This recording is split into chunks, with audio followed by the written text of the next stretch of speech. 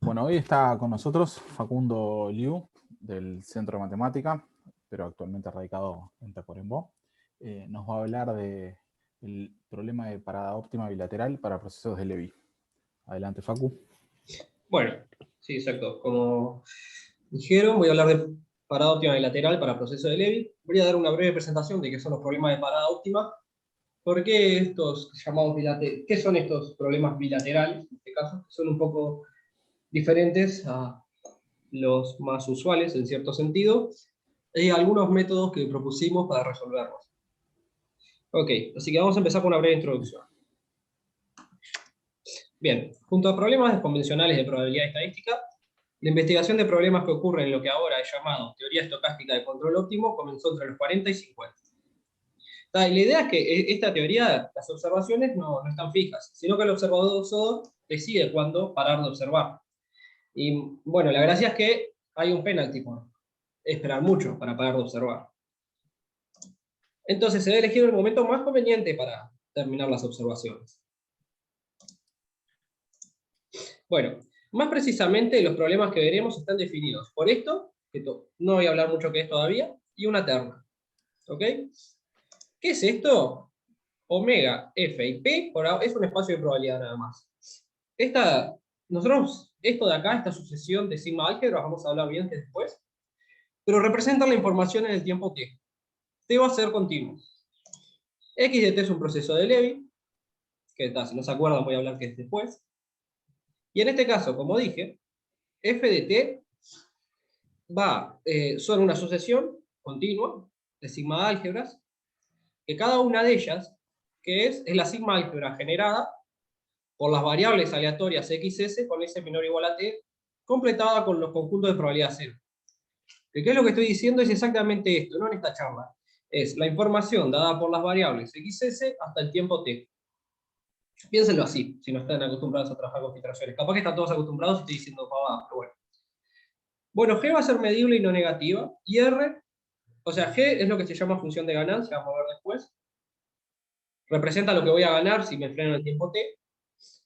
Y R va a ser un factor de descuento por demorar un tiempo, por demorar determinado tiempo. Entonces, este R estos problemas creo que empezaron con problemas de economía y este R solía querer decir como que hay un penalti por esperar mucho, puede pensarse como que el dinero se deprecia, pero acá no vamos a darle ninguna interpretación económica.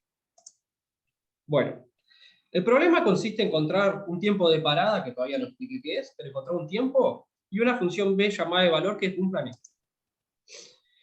A ver, B, vamos a suponer que ahora lo único que sabemos que el tiempo de parada es estrategia. Es encontrar la estrategia que maximice esto. ¿Qué quiere decir maximizar esto? Quiere decir elegir. Imaginémonos que T es un tiempo determinístico, T es igual a T. Bueno, elegir el mejor tiempo que maximice esta variable aleatoria. Acá, como dijimos, es G de X en T, o sea, nuestra ganancia, pero por el factor E a la menos RT. ¿Qué representa esta X chiquita? Que lo vamos a aclarar después. Que partimos desde X, que es la variable acá. Entonces, ¿qué vamos a buscar? Vamos a buscar la función de valor y una estrategia, por ahora no dije solamente podemos pensar un tiempo determinístico, pero es una estrategia que alcance esta función de valor. Bueno, en esta exposición vamos a trabajar con problemas en donde esperar hasta infinito no conviene. Todo esto dicho medio por arriba. Si tienen alguna duda, párenme.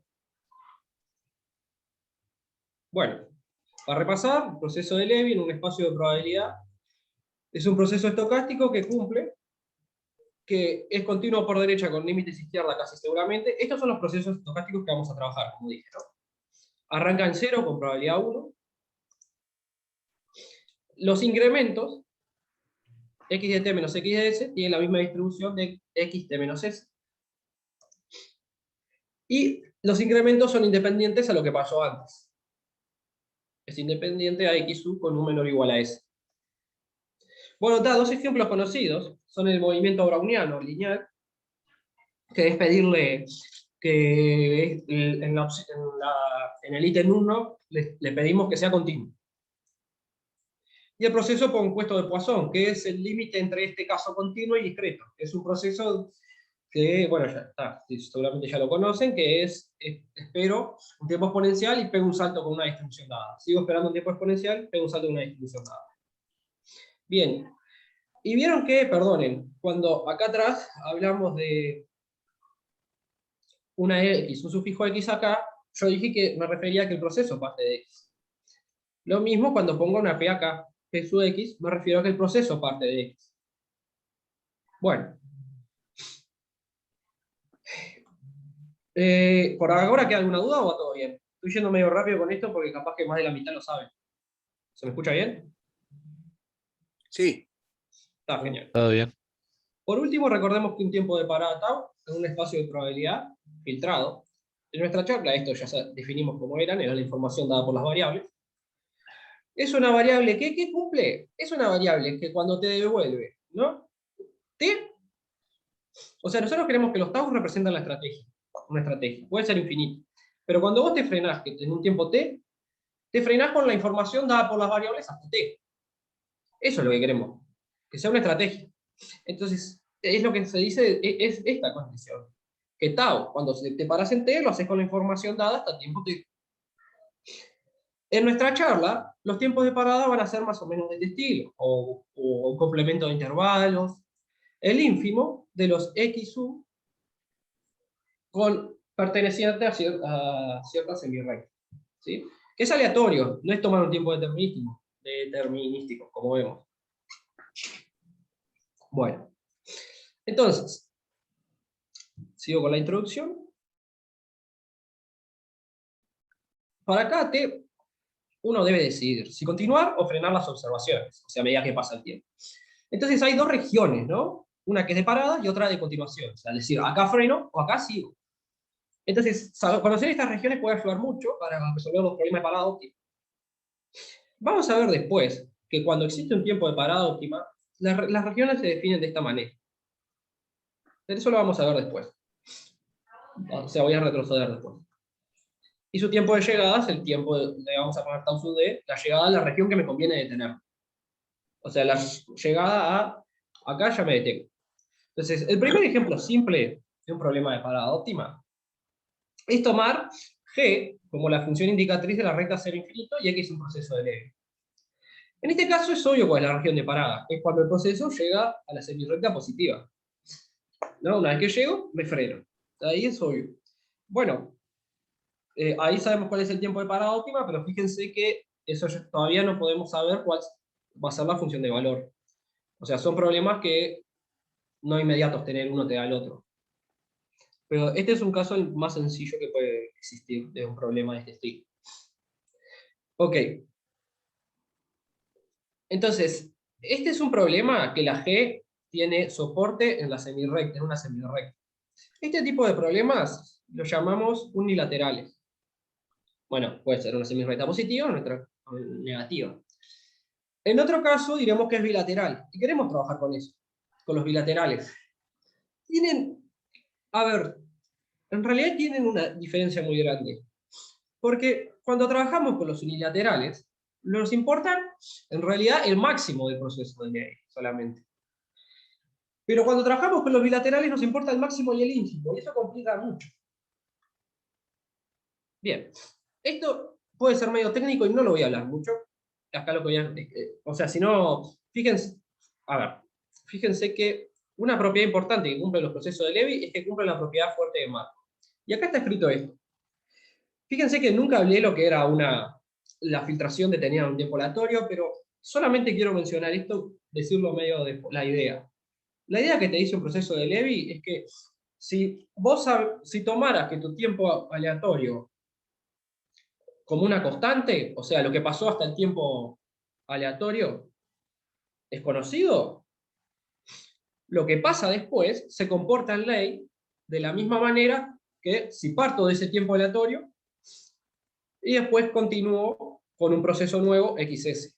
Es una idea esto se desprende de las propiedades de independencia e incremento. ¿Por qué lo comento esto, que si quieren es medio técnico? Es una generalización de la propiedad de Markov, que se hacía con tau un tiempo fijo. Porque muchos de los teoremas de acá utilizan esta propiedad, muchos de los teoremas que probamos, y utilizan la pérdida de memoria de la exponencial. Entonces, a pesar de que no vayas a hacer muchas cuentas, te quiero contar que son estas las ideas principales para trabajar con este tipo de problemas. Bueno, entonces, antes de empezar a resolver problemas más difíciles que la G de esta semirrecta, les quería comentar alguna propiedad interesante de la función valor. ¿Qué vamos a querer con la función valor? A ver, nuestra función valor, como dije, está definida de esta manera. Si la función de valor es alcanzada por un tiempo de parada óptima, por un tiempo de parada, entonces, ¿qué es lo que diríamos? Diríamos que, opa, si consiguiera un tiempo de parada más grande, la función de valor, o sea, si acá en vez de poner tau estrella hubiese puesto tau estrella más otro tau, y acá tau estrella más otro tau, la función de valor se achica. Y esto es verdad, porque es el supremo de los tiempos de parada. Si hago tau estrella más otro tau, o sea, si hago una estrategia de esperar más, se achica, porque esta era la óptima. Eso es lo que se llama excesividad. Excesividad quiere decir que no me conviene esperar más. Una función es excesiva si espero más, o sea, me da menor o igual a la función. Siempre teniendo en cuenta, cuando digo menor o igual, hablo en promedios y me refiero a tau, un tiempo de parada, ¿no? O sea, perdón, a tomar en cuenta el descuento. ¿Por qué menciono esto? Porque como dije, la idea es que la función de valor, cuando soy alcanzado por un tiempo de parada óptimo, es una función excesiva. Y la idea es esa, no me conviene esperar más. O sea, no me conviene buscar una estrategia más grande. Es una función excesiva y obviamente mayor a g. ¿Por qué mayor a g? Esta es la propiedad más obvia, ¿no? Que mayor a g. Es porque si te tomás el tiempo no esperar, ganás g de donde arrancaste. ¿Se van teniendo estas ideas? Sí, sí. Ah, genial. No quiero hacer esta prueba. Si quieren, después cuando quedan dudas vemos esta prueba en la charla, pero es algo medio estándar. Es jugar un poco con... ¿Por qué no quiero hablar de esta prueba para empezar a hacer una cuenta fácil? Porque tengo que hablar con un poco de esperanza condicional con respecto a esta sigma álgebra que nunca definí qué es y no quiero hacer esa cuenta. Pero es eso, no me conviene esperar más. Bueno. Y es la menor de las funciones excesivas, porque si hay otra función excesiva, f, acá hay una errata, se ve el mouse, ¿no? Lo estoy Sí. señalando con el mouse. Sí, sí. Está genial. Si hay, acá bajé minúscula, ¿no? Si hay otra función excesiva, entonces, ¿qué va a pasar? Que es que mayor a g, bueno, esta desigualdad se da por esto, porque si hay otra función excesiva que mayor a g, esto es obvio, porque f es mayor o igual a g. Si es excesiva, es menor o igual a f. Entonces, ¿qué pasó acá? F es mayor o igual a, es para cualquier tiempo de parada, o sea, para su supremo. Y si es para el supremo, entonces la función valor es menor o igual a f. Entonces, ¿ves la mínima función excesiva que mayora a g? Esto puede parecer, está muy linda estas propiedades, que pase esto, pero esto está interesante porque tiene que ver un poco con lo que se llama la teoría de funciones superarmónicas, ¿no? Si R fuera 0 sería, creo que, ser superarmónico. Entonces, claro, está bastante conectado con esa teoría. Bien. ¿Y qué otro comentario más de introducción quería hacer? Es que si existe un tiempo de parada óptimo, entonces la llegada al tiempo D es el tiempo de parada más pequeño. ¿Qué es el tiempo D? Vamos a volver atrás, que yo lo había definido, pero por si las dudas. Es el ínfimo de llegar a este conjunto, que es igual a G. Entonces, si hay un tiempo de parada óptima, pueden haber quizás haya más de uno. El más chiquito es este. Que estas son propiedades. Esto es lo que dije, que B es mayor o igual a G, porque me puedo tomar el tiempo cero. Entonces, las preguntas que surgen son, ¿cuándo existe un tiempo de parada óptimo? Porque todos estos los hicimos con el supuesto que existía un tiempo de parada óptimo. ¿Y cómo se ve la región de parada, no? Porque conocer la región de parada te dice una estrategia. La llegada a la región de parada. Entonces, en realidad con la primera pregunta no trabajamos en esta charla, Y la gracia es que los problemas unilaterales, ¿no? Como vimos en G, la semirrecta, era llegar a los positivos. La gracia de los problemas unilaterales es que sea llegar a una barrera. Como ayer a llegar a los positivos, puede llegar a ser a 30, yo qué sé, o a un número positivo. En los bilaterales te sirve llegar a un número muy positivo o a uno muy negativo. Y eso es lo que queremos trabajar. Bueno, vamos a ver un ejemplo más, porque el otro ejemplo era muy de juguete. Si nuestra función es x más quiere decir 0, si soy menor que 0, x, si soy mayor que x. Mi proceso o movimiento browniano. Entonces uno se hace la idea, vamos a suponer que nuestro, como dije, bueno, G es unilateral, ¿no? Es un problema unilateral. G solamente te sirve cuando sos positivo. Vamos a suponer que nuestra región de parada es de esta forma, una semirrecta, ¿no? Entonces, ¿cómo te queda en este caso la función de valor? Y bueno, necesariamente te queda x más b de t más por e a la menos r tau. Esto se refiere a llegar a la semirrecta. O sea, esto es nada más que la definición, ¿no? Pero estas cuentas se pueden hacer. ¿Cómo? Claro, por movimiento browniano es lindo, ¿no? Se pone b de t, como parto de x, es como partir de 0, b de t más x. Y acá no quiero llegar a x estrella, sino, si parto de 0, es llegar a x estrella menos x. Como el movimiento browniano es continuo, esto lo sustituyo por x estrella. Y queda esto. Esta criatura de acá es conocida, esta esperanza. Y vale esto. Entonces, ya estoy condicionado a que si supusiera que mi región de paradas de este estilo, yo no sé por qué le puse una D a la región de paradas. Yo creo que después pensé, queda bien con detente, pero no, la verdad que no sé. Bien. Si mi región de paradas de este estilo, entonces te queda así, b de x cuando x es menor que x estrella. Cuando es mayor que x estrella, bueno, es que estoy en la región de parada y me conviene frenarme enseguida. Por ende soy esto. Entonces, ¿qué habría que ver? Que si esta es efectivamente la función de valor, es mayor o igual que g. En ese intervalo pequeño. Y bueno, esto es una cuentita fácil. ¿Soy mayor o igual que g? Si esto es mayor o igual que x. Y despejo. ¿Acá qué voy a hacer? Despejo. Si esto es mayor o igual a esto de acá. Y esta es una función que es creciente en los positivos hasta este punto, 1 sobre la raíz de 2r. Entonces, necesariamente, el x estrella es 1 sobre la raíz de 2r. Entonces quedó todo totalmente determinado. Quedó, si supusiéramos que mi región D es de este estilo, entonces necesariamente B tiene esta forma y este x estrella está determinado de esta forma. Entonces alguien me puede preguntar, pero supusiste que D es una semirrecta, lo cual es una suposición razonable, pero en realidad faltaría probar que lo que te da es una función excesiva, que no lo vamos a hacer. Pero esto era una forma de mostrarles cómo resolver un problema de parada óptima medio sencillo.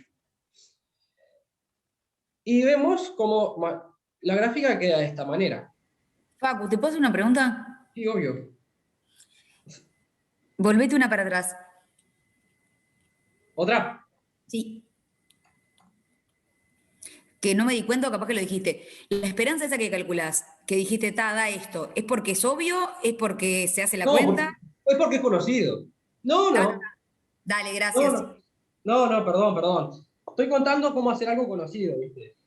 Perfecto, gracias. La idea. Sí, no quería detenerme mucho en las cuentas, perdón. Tranqui, no había entendido si era que me tenía que dar cuenta que daba eso o que daba... No. No, pero precisa preguntas para tomar mate, así que está bien preguntar. Sí, por favor, pregúnteme. Si no estoy... claro, también eso. Gracias. Sí. No, si no estoy hablando de una pantalla, no sé qué pasa con todo, pero sí. Está ahí, este es el dibujito de cómo queda, ¿no? Queda mayor, acá se supone que se pega, pero esto está mal, ¿no? No se pega, pero con eso es error mío. Acá se tiene que pegar. Y sigue así. Pero fíjense que es razonable que esta sea la función de valor. ¿Por qué? Porque a pesar de que supusimos que la región de parada era de esa forma, las funciones de valor, ¿qué estilo tienen que tener? Y bueno, al ser supremo de funciones convexas, tiene que ser convexa. Tiene que mayorar a G. Entonces la única opción es que sea esto, o que después se pega, o sea, necesariamente es esto, se va a pegar en un momento, y después podría ser que suba y se vuelva a bajar, alguien me podría decir. Pero si sube y vuelve a bajar, deja de ser convexa. Entonces necesariamente sube acá y se pega. Entonces no es una suposición media loca que tenga esta forma. Bien. Entonces, otra forma de haber encarado este problema podría haber sido decir, che, y si B es derivable, o sea, B vemos que tiene un punto de corte, ¿no? El X estrella. Pero si alguien me queda, che, y si B es derivable, entonces yo podría tener esta igualdad, ¿se dan cuenta? Más adelante, en los problemas que el soporte sea de dos lados, esta igualdad.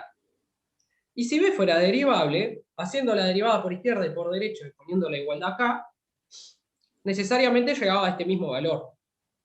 Entonces, muchas veces es útil trabajar cuando se llama pegado suave, eso es smooth fit. Pero no queremos usar eso, porque queremos trabajar con procesos que tengan saltos y que no esté claro que haya o no smooth fit. ¿Sí?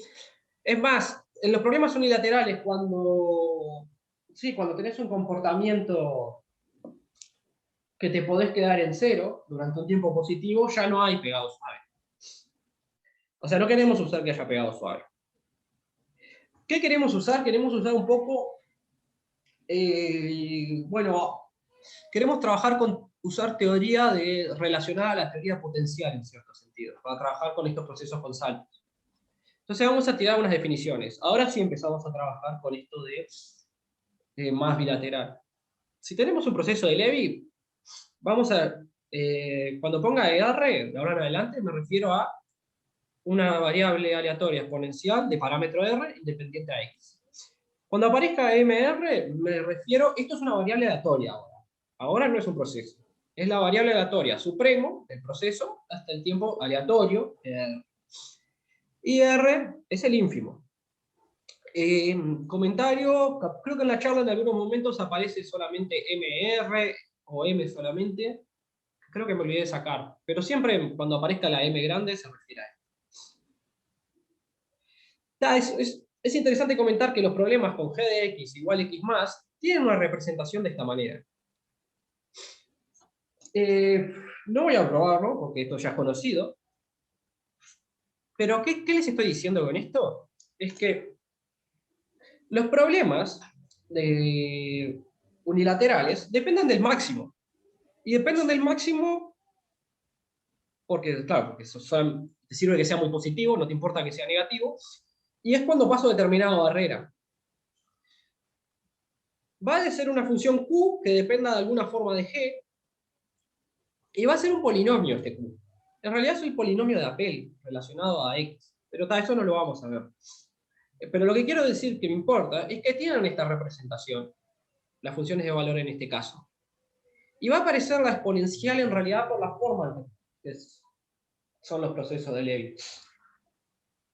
Pero esto no es nada obvio, esto requiere una prueba larga, pero lo que quiero decir es que existe una representación así. Lo que sí es medio obvio es que dependa del máximo y de una barrera. Cuando el de procesos de esta forma. Bien, entonces la pregunta que surge es, che, y en el caso bilateral habrá algo similar a esto, pero que ahora dependa del supremo y del ínfimo, porque también me sirve el ínfimo, y ahora con dos barreras, una positiva y otra negativa. Entonces eso era lo que queríamos ver si podíamos usar esto a nuestro favor. Esto no dependía de que hubiese pegado suave o nada, para poder resolver problemas con g de x, por ejemplo, igual valor absoluto de x, valor absoluto de x a la n, algo bilateral. La respuesta que llegamos es que sí, que en algunos casos pasa eso. Y eso es interesante. Bueno, esto es un repaso, que era IR, que era MR. Entonces, acá, medio que terminó la presentación de repaso, voy a seguir, que ya son las 11. Voy a tratar de acelerar un poco, perdón. Comentario que quería hacer. En Thinking, este es un teorema que es muy interesante, que nos dice, si tenemos, de vuelta, lo reduje solamente al problema de parada óptima, más general, pero si tenemos nuestra función de valor R excesiva continua, alcanzada por un tiempo de parada óptimo, asociado a nuestro problema, y denominamos X e R, a nuestro proceso detenido un tiempo exponencial, o sea que ahora es una variable aleatoria, si además tiene densidad, este proceso, entonces b de x tiene una representación integral así. Entonces me pueden decir, qué bonito, pero ¿qué tiene que ver con lo que estamos hablando, que tenga una representación integral de esta manera? Bueno, va a tener que ver porque nosotros, manejando los medios de forma media hábil, podemos llegar de una integral a las esperanzas. Entonces vamos a llegar a que esto es verdad cuando existe f de x de r. Existe cierta medida desconocida. Esta medida no es conocida, de manera que se cumple esto. Pero el problema es que no es tan útil atacar de entrada con esto. Porque la sigma no es conocida. O sea, no es buena idea atacar y resolver el problema de parada óptima averiguando la sigma. Yo por lo menos no conozco ejemplos que sea útil eso. Bien. Entonces, acá hay otro teorema más, que este sí voy a comentar un poco la idea, que es, si ahora nuestro proceso es como el caso anterior, perdón, algo que no comenté de este teorema, disculpen. Este S que va a ser es nuestra D, es nuestra región de parada. O sea, la integral en la región de parada de esto de acá. Pero lo que quería comentar es que, como dije, si ahora, además, el máximo y el ínfimo tienen densidad, y nuestra región de parada es el complemento de un intervalo, que es lo que esperamos que pase cuando nuestro problema es bilateral, o sea, que nos sirve que sea muy positivo o muy negativo, entonces efectivamente existe esta representación. ¿Cómo es la prueba de esto? Solo voy a contar la idea de la prueba. Pero es usar el teorema de Dynkin. ¿Cómo? El teorema de Dynkin nos dice que queda esta suma más esta suma. O sea, lo único que hice fue dividir C en dos partes, S en dos partes. Pero acá es donde usamos lo que llama el teorema de Wiener-Hofke. ¿Qué nos dice? Vamos a analizar quién es este muchacho. XR. El teorema de Wiener-Hofke dice que XR es igual en ley al ínfimo más una copia independiente del máximo. Entonces, si ambos tenían densidad, la densidad de esto queda la convolución acá. Entonces, ¿qué se hace? Si, por ejemplo, estudiamos el segundo término, el término positivo, sustituyo esta densidad por esta convolución, son lo mismo. Como dije, no se preocupen por la cuenta, no la voy a hacer, pero sustituyo y me aparecen las dos densidades. ¿Qué hago después? Me pongo a trabajar, Fubini, de forma inteligente. O sea, ¿qué hago? Quiero que perdón, voy a ir de vuelta. Perdonen, ahí va. Quiero que esta de acá me quede afuera, porque si esta me quedara del lado de afuera de Fubini de forma inteligente, me aparecería la integral contra esta densidad. Y la integral contra esta densidad es exactamente hacer la esperanza del máximo. Entonces, ¿qué se hace para probar esto? Para llegar de este término a la esperanza del máximo, es Fubini de forma inteligente. Fubini inteligente, y llego a un término sociótropo acá, que me queda la densidad del máximo afuera, y una criatura acá desconocida. Pero esta criatura acá desconocida la llamo. Entonces, efectivamente, queda esta representación. Entonces, me pueden decir, está genial, probaron, mejor dicho, de que existe esta representación. Los problemas que tiene esto es que asumimos un par de cosas. Asumimos que el máximo tiene densidad. Y queremos trabajar con problemas más generales. Y lo otro problema que tiene es que no está claro quién es. Fíjense que depende de esta sigma desconocida. Y ni siquiera está claro si es continuo o derivable. Entonces eso es problemático. Pero me da una idea de que por lo menos no es tan loco tratar de probar de que la función de valor se escriba como suma de esto en el máximo más suma de esto en el ínfimo. Recuerden que solo tratamos el término positivo. Con el término negativo, con un tratamiento similar, llegas a otro Q en el ínfimo. Bueno, que es lo que puse acá. Procediendo de forma similar para el otro sumando, terminamos el teorema. Bien. A ver qué hora es. Bien. La medida sigma es elusiva. O sea, como dije, no conviene encontrarla. Y alguien me podría...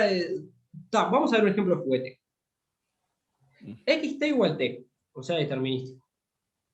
G de vuelta el 1 infinito, ¿no? La indicatriz. Es un problema unilateral. Entonces, ¿cómo queda? Acá sí es fácil ver cómo es esto, ¿no? Acá es b de x. Si x es positivo, te frenas enseguida. Así que es esto. Si x es negativo, tenés que esperar x. Entonces te queda la r de x por esta indicatriz, b de x. Bueno, en este caso, estoy por fuera de las hipótesis de Dynkin porque el ínfimo es un átomo. Pero igual yo quiero trabajar con eso. Quiero ver si se puede generalizar estos teoremas de Dynkin para el caso de que no tengas densidad del ínfimo y máximo. Y la del máximo es de esta forma. Entonces podemos llegar a que necesariamente, mirando por cómo nos quedó B, sigma es esta indicatriz por R por la medida de LB.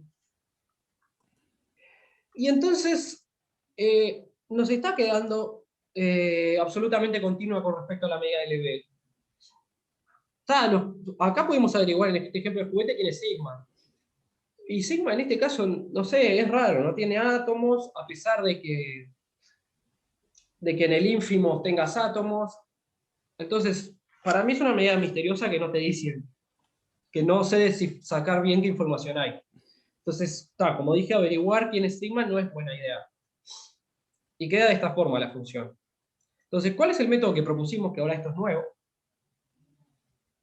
Es, para trabajar con otros casos, que no tengamos máximo o ínfimo, en vez de generalizar el teorema, vamos a agarrar y suponer que es razonable que la región de parada sea el complemento de un intervalo. Como supusimos el caso del browniano, que era razonable que fuera una semirrecta. Y vamos a usar un teorema de verificación. Entonces, nosotros, para repasar, nosotros tenemos un problema de parada óptima, ¿no? Queremos encontrar el tiempo óptimo. Ahora buscamos un tiempo óptimo de este estilo.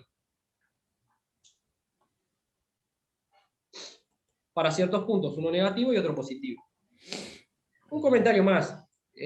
Por la forma que se comportan los procesos de Levy, por ejemplo, miren el browniano, siempre voy a salir de cualquier intervalo. O sea que si considero este tiempo con estos finitos, entonces necesariamente es un tiempo de una estrategia finita salir de este intervalo. Entonces el teorema que hicimos es decir, vamos a suponer que existen las Q. Y que las Q se comportan parecido al caso unilateral. O sea, ¿a qué me refiero? No que B larga a B corta, sino que G, nuestra función, se puede escribir como estos dos Q. Si la Q del máximo es creciente y la Q del ínfimo es decreciente y tienen dos raíces, y definimos esta función de valor,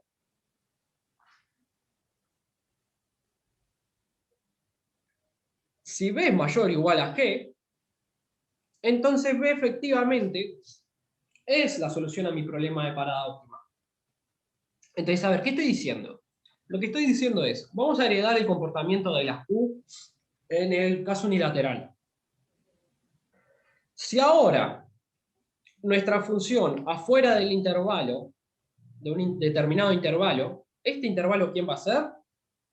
El intervalo de continuación, o sea, fuera de él me conviene parar. Si afuera de él existen dos funciones que son iguales a G, y esto va a pasar siempre que, fíjense que B siempre es igual a G cuando estoy afuera del intervalo de continuación, o sea, cuando me conviene detener. Si soy igual a G, y además me anulo, las Q se anulan adentro de este intervalo, y B es mayor o igual a G, adentro del intervalo, entonces B efectivamente es la función de valor. Este teorema es clave. Este teorema es prácticamente decir, si yo pudiera representar la función de valor de esta manera, si es mayor que G, adentro de un intervalo y afuera es igual a G, entonces B efectivamente es la función de valor. Este teorema no lo quiero probar ahora, pero básicamente ¿en qué se basa? O sea, se basa en que hay que probar dos cosas, ¿no? En que es mayor o igual a cualquier tiempo de parada, o sea, el supremo de los tiempos de parada, la esperanza, y que es alcanzado por alguna estrategia. Entonces, si pruebo estas dos cosas, ya estoy probando que es la función de valor. ¿Cuál va a ser la estrategia que es alcanzado? Bueno, la estrategia que soy alcanzado va a ser salir de este intervalo. Entonces, como dije, eso no lo voy a probar, pero ¿qué es lo que usa prácticamente? Lo que usa prácticamente es la propiedad fuerte de Markov y que probar que B sea excesiva. Son un montón de cuentas, pero usa eso básicamente. Entonces, como dije, no lo voy a probar, tampoco me queda tanto tiempo. Perdón, un comentario más para dar una idea más, que no comenté. Esta Q tiene una forma particular. Como dije, en el caso unilateral las Q eran polinomios. Acá estas Q no van a ser polinomios necesariamente. Lo que importa es que la Q positiva antes de X supraestrella es 0. Y después es creciente. ¿Ok? Entonces, ¿de qué me sirve este teorema de verificación? Me sirve de... como dije, no lo voy a probar. Estoy pasando de largo porque no lo voy a probar. Después, si quieren, lo podemos ver, pero en realidad, este teorema de verificación te dice esto.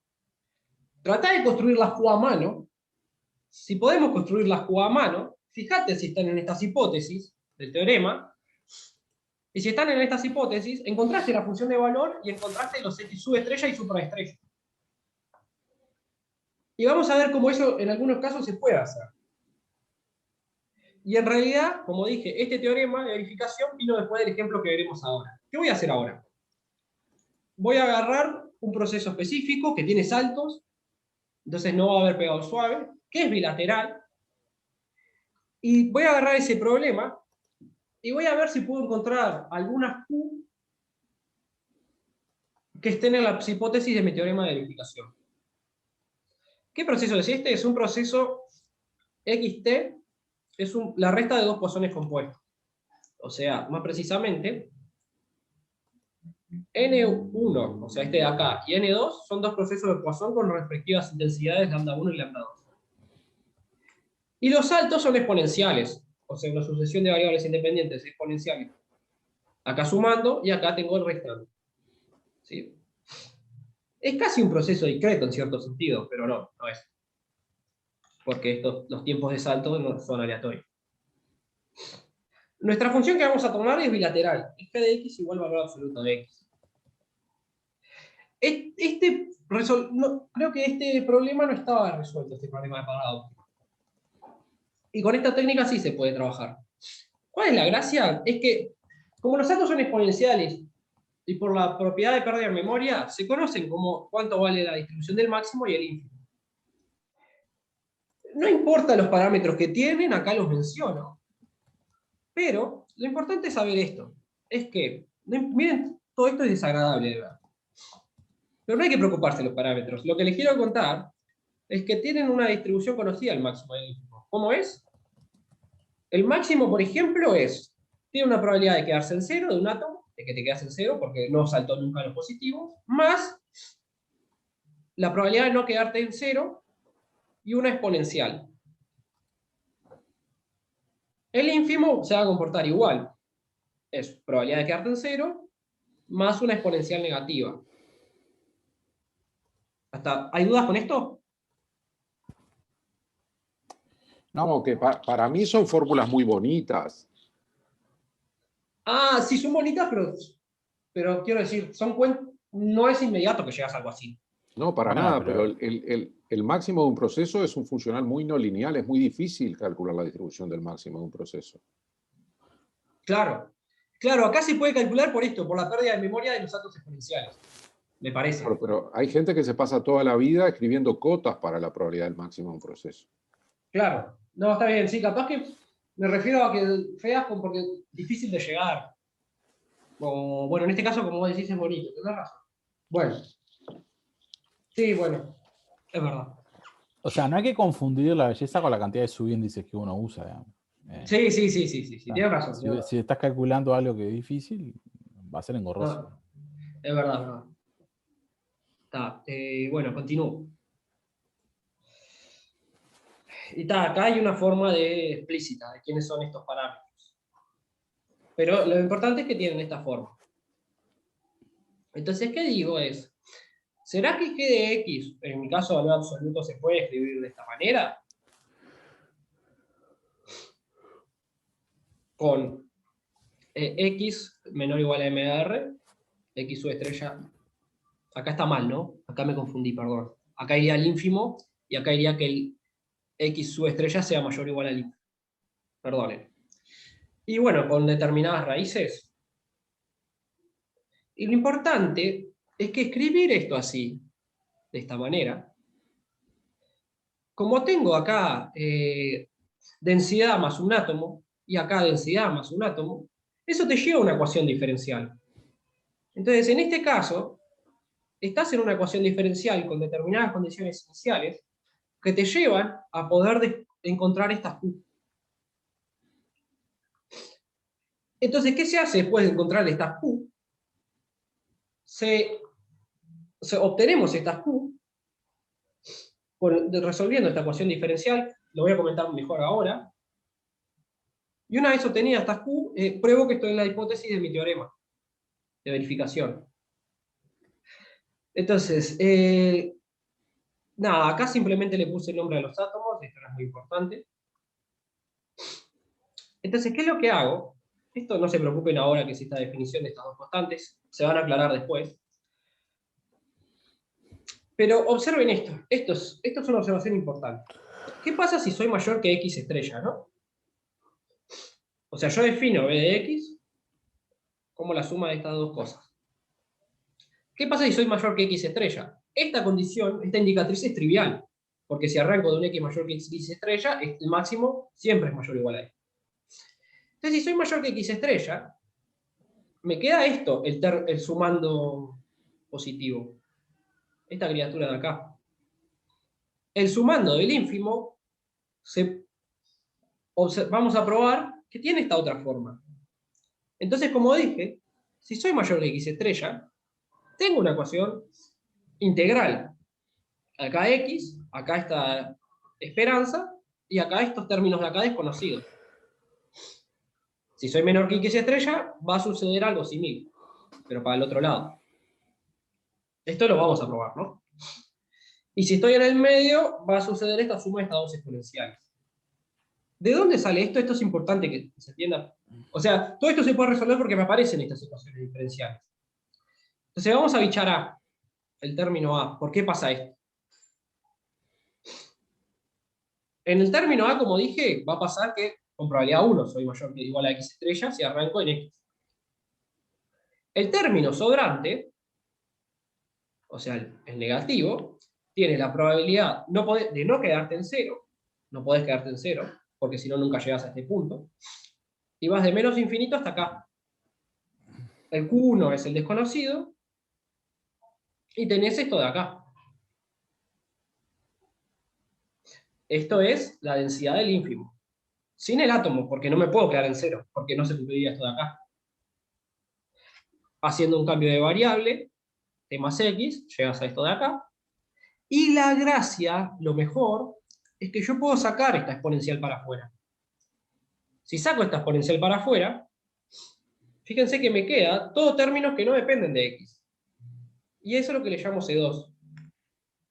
Entonces, efectivamente, si soy mayor o igual a x, me parece que tiene esta forma, b de x. Y si estoy antes que menos que x sub estrella, yo dije que x sub estrella es negativo, así que acá al menos no va, ¿no? Disculpe. Efectivamente me queda que b de x es ahora para el otro lado. O sea, ahora me va a aparecer la esperanza del ínfimo. Y si estoy en el medio va a tener esta forma. O sea, voy a poder hacer esta cuenta dos veces. ¿Por qué les comento esto? Porque entonces acá van a aparecer ecuaciones diferenciales, como dije. Entonces, ¿cuál es la gracia?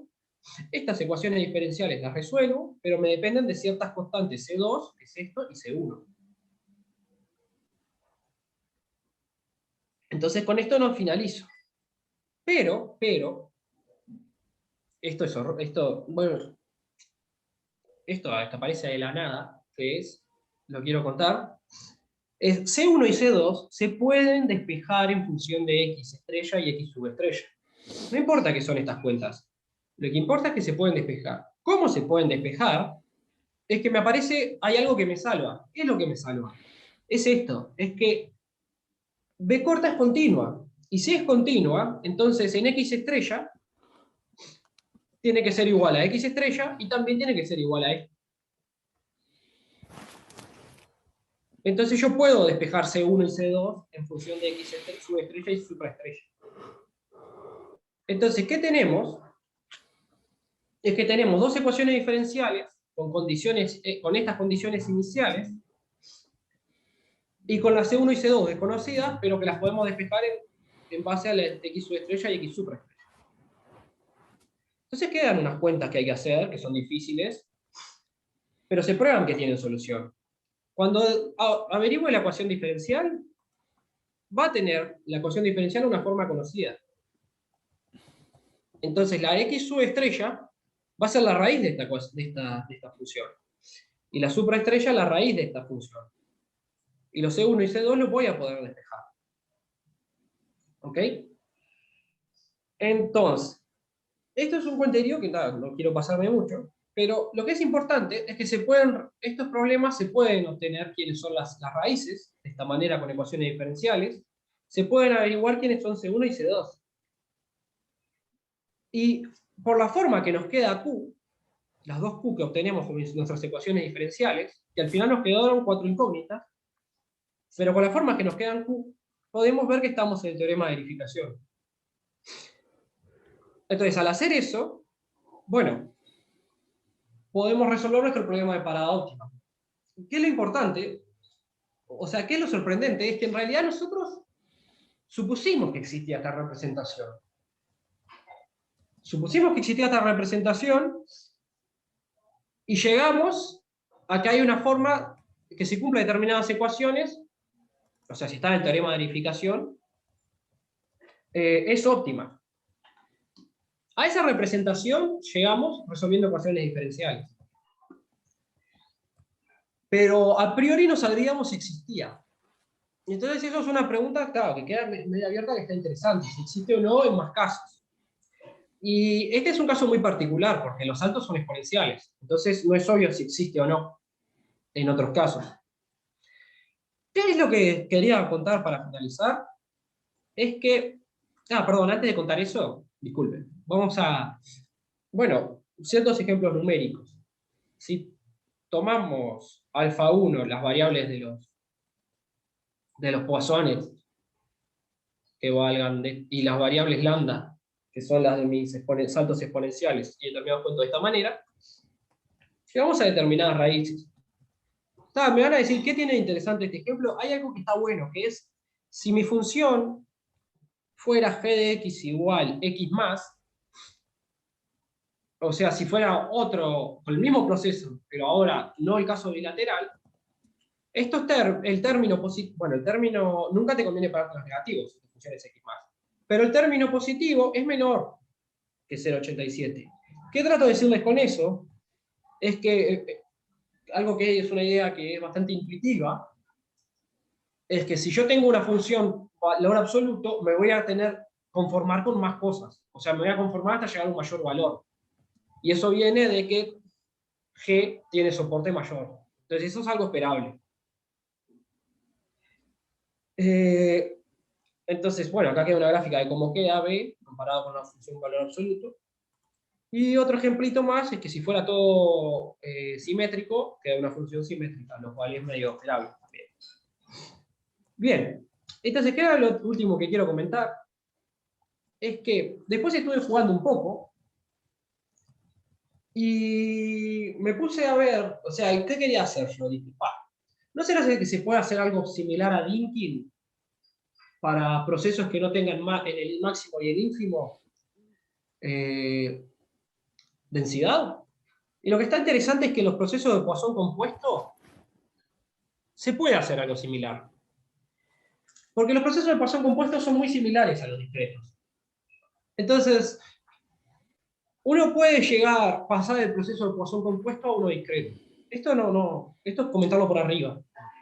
Y jugando un poco con los discretos podés llegar a una representación que te parezca el máximo y el ínfimo. Entonces eso está bueno, porque contesta mi duda de que en los procesos de Poisson discretos existe tal representación. ¿Qué problema tiene? Es que la Q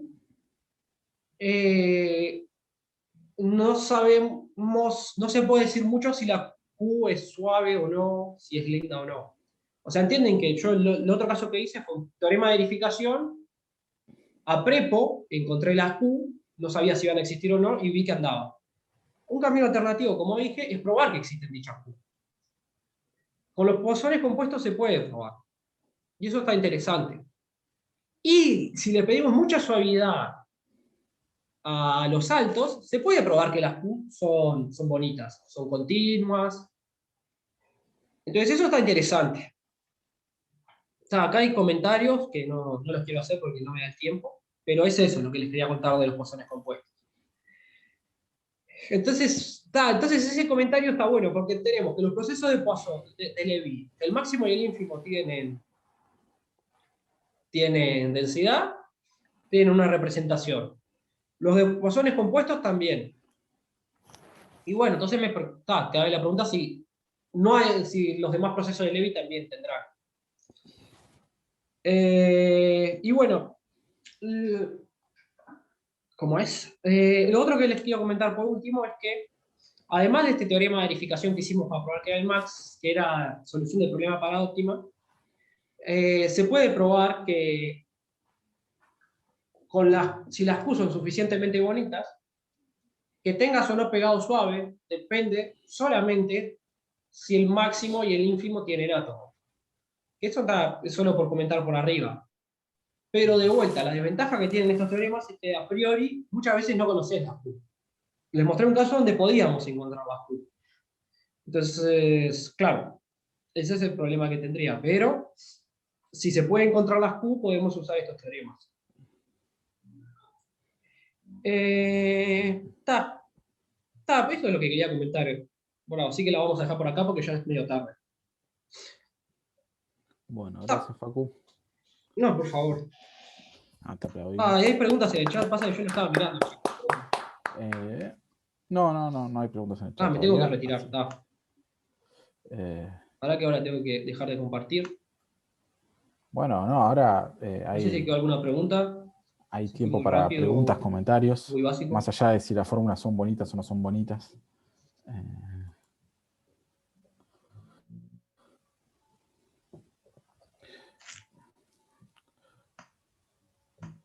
Bueno, no, yo tenía una... En realidad te iba a preguntar si habían hecho algo con estos procesos con barrera, digamos, que es un poco lo que... Cuando me dicen para óptima es en lo que pienso. Perdón, Ernesto. ¿Cómo, Nico? ¿En lo que pensás? No entendí. No, esto último que mencionabas, que en los problemas con barrera, digamos. Bueno, parece una pregunta. ¿Cómo? Que es un poco lo que estabas mencionando. ¿Están al hablando o no final, los escucho? Facu, Estoy en mute. No estás en mute, Facu.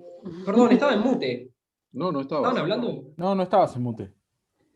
No, yo tenía Quizás mute no en mi nos estabas computadora. escuchando, pero... No escuchaba. Yo decía, ¿por qué están todos? Perdón, sí. ¿Alguien dijo algo? ¿Por qué están todos tan callados? No, tenías tu computadora en silencio, no en mute. No tenías volumen. Nosotros te escuchamos todo lo que dijiste. Sí, no, Incluso que no nos escuchabas. Estaba pensando que dijo. La discusión sobre si las funciones eran bonitas o no, esa la escuchaste. Sí, esa la escuché. No, creo que Después no recién ahora. silenciaste. Perdón. No, mi comentario era, para tratar de entender un poco más, que esto último que planteabas de pensar algo con... en el último slide, sí, mencionabas algo de problemas con barrera y quería que me mencionaras algo más sobre eso. Perdón, no te ¿Volvés a escuché lo compartir? último que dijiste. Si volvés a compartir la última pantalla. Vale. Acá. Vamos a lo último.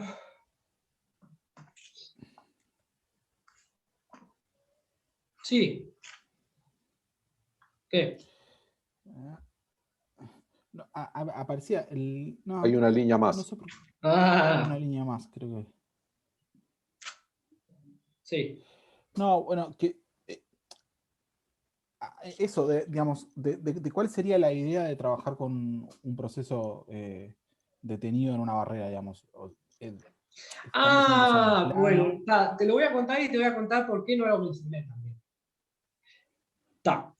Lo primero es, bueno, y si yo agarro y digo, a ver, salir de un intervalo, ¿no? Es lo mismo que tomar una suma, a ver, pará. No, sí, lo voy a comentar. A ver, salir de un intervalo es lo mismo que tomar la suma de salir por la derecha, con la indicatriz que salir por la derecha sucede antes que salir por la izquierda, más salir por la izquierda con la indicatriz que salir por la izquierda sucede antes que salir por la derecha. Ujú. ¿Se entiende eso? Sí, sí. Bien, entonces lo que yo pensaba es, che, ¿y si trabajo con mi proceso de Levy? Fijo un número negativo, que sería mi salir por la izquierda. Y trabajo con mi proceso de Levy detenido cuando paso esa barrera negativa. Podré hacer una teoría similar a transformar este problema en un problema unilateral. La suma de dos problemas unilaterales. Ahora no con un proceso de Levy, sino con un proceso detenido.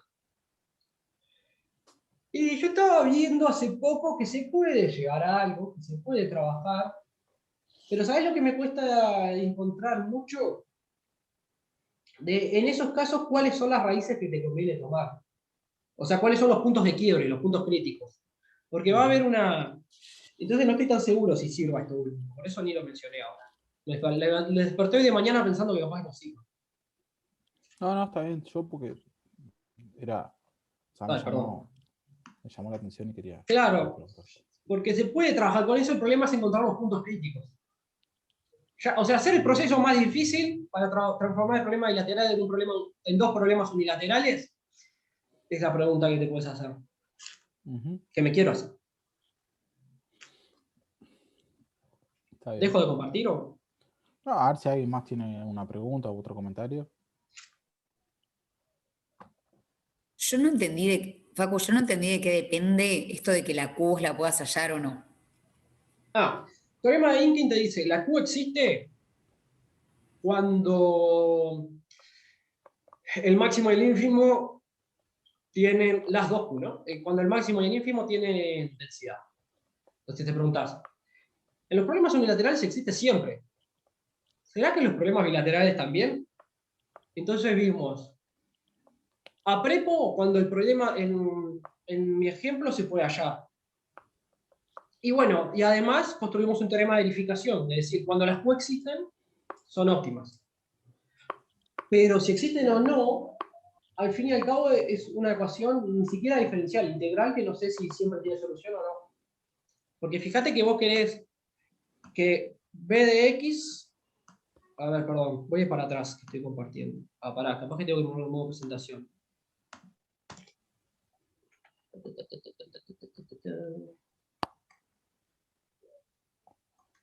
Vos querés que afuera del intervalo, o sea, afuera del intervalo, ¿qué pasa? Estás en la región que te conviene tener. La región que te conviene tener vale G. Entonces, si existen dos Q que cumplan esto, y que adentro del intervalo mayor en a G, para mí no es tan, bueno, creo que no es tan claro que siempre pase, que se pueda resolver esta ecuación integral. ¿Se entiende? Perdón, es el ínfimo ahí en la segunda, ¿no, Sí, Facu? eso yo lo mencioné, que me quería Está quedar, bien. estaba esa pata, perdón. Es un Sí, capaz problema de que obstáculo, digamos. ¿para qué está acá? Es un problema de obstáculo para ecuaciones integrales. Acá. Sí, sí. Claro, Ahora, uno podría pensar, hay un primer problema que si uno conoce por eso yo digo son fórmulas bonitas, la distribución de M y de I, si no las conoce, no, sí, no eso sé es qué es lo que verdad. buscar. eso es verdad pero hay un comentario más, que es, puede ser que no conozcamos las funciones de M, pero si de alguna forma pudiéramos probar la regularidad de las Q, y la subestrella y supraestrella, aunque no conociéramos MI, pero si tuviéramos conocimientos, por ejemplo, que la M tiene un átomo o no, se pueden probar cosas interesantes de la función de valor, como por ejemplo si es suave o no. Que muchas veces saber eso de antemano te sirve de pila. A Sí, eso pesar de que no se... ¿Lo qué? sirve para todo, sobre todo para métodos numéricos, porque si vos lo querés resolver numéricamente, precisás saber en el lugar donde vas a empezar cómo es tu condición inicial de la derivada. Entonces, si hay pegado suave, conoces la derivada, y si no lo hay, no la conoces. Laura, ¿contesté tu duda? O... Sí, muchas gracias. No, por favor. ¿Alguna otra pregunta? Sí, yo le voy a preguntar a Facu. Facu, siempre que uno presenta una solución de un problema de parada óptima, surgen dos preguntas naturales. Sí. G más general y proceso más general. ¿Qué pensás de eso? Como dije, bueno, si tenés densidades en los ínfimos y el máximo, existen dichas Q. Después, lo que provee a manopla eso es que te sirve para... Existen dichas Q en procesos de Poisson compuesto. Lo que es interesante es que si pones como dije, a los saltos de forma que tenga densidad y que sea una densidad bonita, uno puede probar que estas Q son bonitas, y uno puede probar que en un Poisson compuesto con saltos bonitos no hay pegado suave, y que eso es un resultado esperable.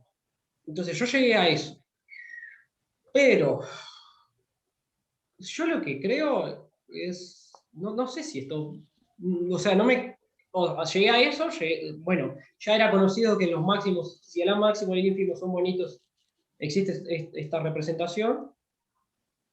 En los otros casos no me queda muy claro todavía. Y como les iba comentando, que el max que haya pegado suave dependa de si hay átomos en el máximo y el ínfimo, como pasa en el unilateral. Yo creo que en este caso es diferente. En este caso, para mí, que pueden haber casos donde el máximo y el ínfimo tengan átomos y que haya pegado suave igual. Entonces, mi respuesta sería, se puede generalizar para todos los pasajes compuestos, para los casos conocidos, para los otros no estoy tan seguro. Con valor absoluto. No, con valor absoluto, yo creo que la clave más que valor absoluto es, creo que con x al cuadrado también anda, estoy haciendo bastante pruebitas, pero la clave no es si sos valor absoluto, la clave es que G sea convexa, que G, bueno, exceptuando el cero, sea derivable, y que tu región de salida sea el complemento de un intervalo. Creo que son los problemas de ese estilo. Se puede generalizar ese tipo de problemas. O sea, yo apostaría que se puede generalizar a G de X igual a valor absoluto de X a la Y. Está bien.